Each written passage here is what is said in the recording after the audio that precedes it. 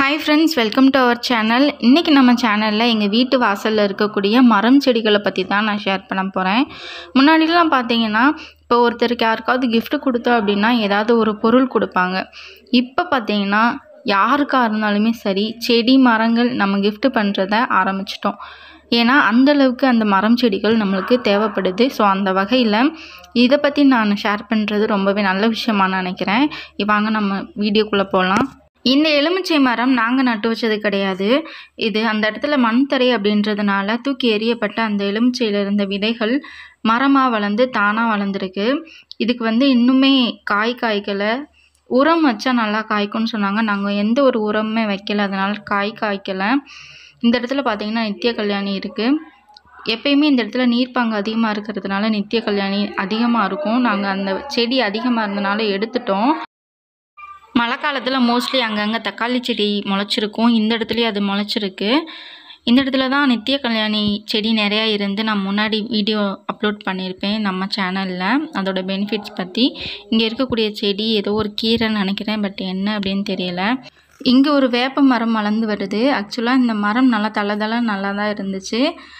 பல் துளக்கிறதுக்காக அதிகமாக குச்சி ஒடிச்சு இந்த மரம் இப்படி இருக்குது. இதுக்கு பக்கத்தில் இருக்கக்கூடிய இந்த செடி கனகாமரை செடி. ஆக்சுவலாக எல்லா இடத்துலையுமே கனகாமரம் நல்ல கலரில் பூக்கும். ஆனால் எங்கள் செடியில் மட்டும் அந்த கலர் கொஞ்சம் கம்மியாக தான் இருக்கும். இதுக்கு பக்கத்தில் பார்த்திங்கன்னா எலுமிச்சை மரம் இப்போ தான் வளர்ந்து வருது. இது தானாக வளர்ந்தது கிடையாது. வேர்ல்டு விஷன் அப்படின்ற ஒரு இன்ஸ்டிடியூஷனில் இதை வளர்க்க சொல்லி கொடுத்தாங்க. அதனால் நாங்கள் வளர்த்துக்கிட்டு இருக்கோம். இந்த இடத்துல இப்போ தான் ஒரு செம்பருத்தி குச்சி நட்டு வச்சுருக்கோம். ஸோ இது வளர்கிறதுக்காக மேலே மாட்டுச்சாணம் வச்சுருக்கோம். மாட்டுச்சாணம் வச்சா நல்லா வளரும். இதுக்கு பக்கத்தில் பார்த்தீங்கன்னா கொடிக்காய் மரம் இருக்குது. இது தானாக வளர்ந்ததோ இல்லை நட்டு வச்சு வளர்த்ததோ கிடையாது. கொடுக்காய் வெளியில் வாங்கி சாப்பிட்டதுக்கப்புறம் அந்த விதையை எதேர்ச்சியாக போட்டு மரம் வெளியில் வருதான்னு பார்ப்போன்றதுக்காக தண்ணி ஊற்றி கொஞ்ச நாள் வந்தோம். செடி மாதிரி கொஞ்சம் வெளியில் வந்துச்சு. ஸோ அதை நாங்கள் தண்ணி ஊற்றி இந்த அளவுக்கு மரமாக வளர்த்து வந்திருக்கோம். இது லைட்டாக இப்போ தான் கொஞ்சம் மரமாக இருக்குது. இந்த மாதிரி கொடிக்காய் மரம் வளர்க்குறது ரொம்ப நல்லது தான். ஏன்னா நம்ம கொடிக்காய் சாப்பிட்றதுனால ப்ரெஷர் ஈக்குவல் லெவலில் இருக்கும். இப்போ இந்த பக்கம் இருக்கிற செடி கொடிகள்லாம் பார்க்கலாம். இந்த செடியோட பேர் பார்த்தீங்கன்னா கருந்துளசி. கருந்துளசியை சாப்பிடக்கூடாது. ஒரு சில வீடுகளில் திஷ்டிக்காக வளர்ப்பாங்க. இது தானாக முளைச்சது தான். இதுக்கு பக்கத்தில் பார்த்தீங்கன்னா குட்டியாக அதுக்குள்ளே ஒரு சின்ன மிளகாய் செடி இருக்கும். இதுவுமே தானாக முளைச்சது தான். வீட்டில் மிளகாய் இல்லாத டைமில் இந்த செடியிலேருந்து தான் நாங்கள் பறித்து குழம்புலாம் வைப்போம். காரம் பார்த்திங்கன்னா பயங்கரமாக இருக்கும். இருந்த மிளகாயெல்லாம் நாங்கள் பறிச்சிட்டோம். இப்போ இருக்கிறது ஒரு 2-3 மிளகாய் இருக்குதுன்னு நினைக்கிறேன். இது பார்த்திங்கன்னா நல்ல ஒல்லியாக இருக்கும். நல்லா காரமும் அதிகமாக இருக்கும்.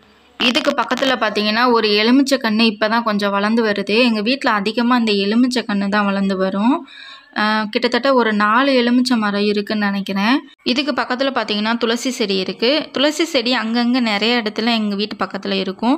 ஏன்னா இது ஒரு கரட்டு பகுதி, அதனால் துளசி செடி எங்கேயுமே பரவலாக இருக்கும். இதுக்கு பக்கத்தில் இப்போ தான் புதுசாக இந்த செடி முளைச்சி வருது. சளி இருக்கிற டைமில் துளசி சாப்பிட்றதுனால அது ஈஸியாக குணமாயிரும். ஸோ சளி பிடிச்ச டைமில் நாங்கள் அங்கங்கே துளசி தேவையே இல்லை. பக்கத்துலேயே எல்லாமே இருக்குது எங்களுக்கு. ஸோ இந்த இடத்துல பார்த்திங்கன்னா எல்லா கோயில்கள்லேயுமே அந்த மஞ்சப்பூ மாதிரி ஒரு பெரிய மரம் இருக்கும். ஆனால் அதை அந்த மரம் இருந்தால் வீட்டில் நிறையா பணம் இருக்கும் அப்படின்ற மாதிரிலாம் சொல்கிறாங்க. நாங்கள் அதுக்காகலாம் வளர்க்கலை. இது பூ இந்த வீட்டுக்கு அழகாக இருக்கும் அப்படின்றதுக்காக நாங்கள் வளர்த்தோம். ஸோ அங்கங்கே அந்த செடி சின்னதாக இப்போ கொஞ்சம் வளர்ந்து வருது. இந்த செடி பார்த்திங்கன்னா இப்போ மழை சீசனுக்கு அப்புறம் முளைச்சி வந்தது. இது பேர் வழுக்கப்பழம்னு சொல்கிறாங்க. நான் பார்த்தது கிடையாது.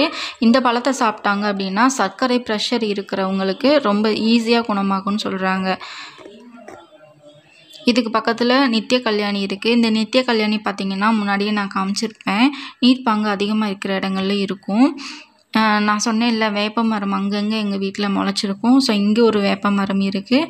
அதுவும் ஒரு அளவான மரமாகவே இருக்குது. இந்த இடத்துல பார்த்திங்கன்னா செம்பருத்தி பூச்செடி இருக்குது. இந்த பூச்செடி ஒரு கொஞ்ச நாளாக நாங்கள் வளர்த்து வரோம்.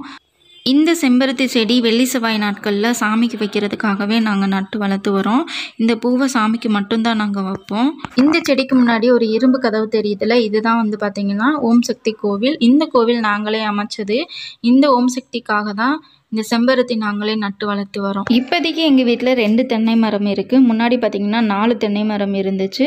அதில் 2 தான் இப்போ இருக்குது. எங்கள் வீட்டுக்கு தேவையான தேங்காய் எல்லாமே இதுலேயே நாங்கள் எடுத்துப்போம். இந்த தென்னை மரத்தோட வயது பார்த்திங்கன்னா கிட்டத்தட்ட 16 வருஷம் ஆகுது. இந்த தென்னை மரம் நட்டி 16 வருஷம் ஆச்சு. இந்த மரத்தோட பேர் உண்மையான பேர் என்னன்னு தெரியல. ஆனால் உள்ளூரில் பார்த்திங்கன்னா மஞ்சப்பூ மரம்னு சொல்லுவாங்க. இந்த பூ பார்த்திங்கன்னா மஞ்சள் கலரில் இருக்கும். இது சிவனுக்குரிய பூ அப்படின்னு சொல்லுவாங்க. அம்மனுக்கும் நிறையா வைப்பாங்க.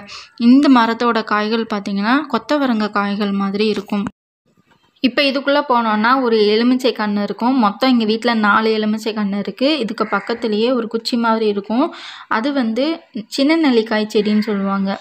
இது மரமாகல செடியாக இருந்துச்சு. இப்போ அதை ஆடு சாப்பிட்டதுனால அந்த மாதிரி இருக்குது.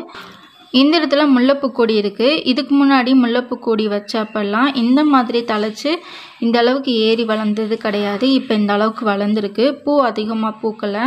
ஃபஸ்ட்டு ஸ்டேஜாக கொஞ்சமாக பூ பூத்து இருந்துச்சு. இனிமேல் சீசன் வந்தால் தான் பூக்கும். ஸோ இது மாதிரி நீங்களும் செடி கொடிகள் வளருங்க.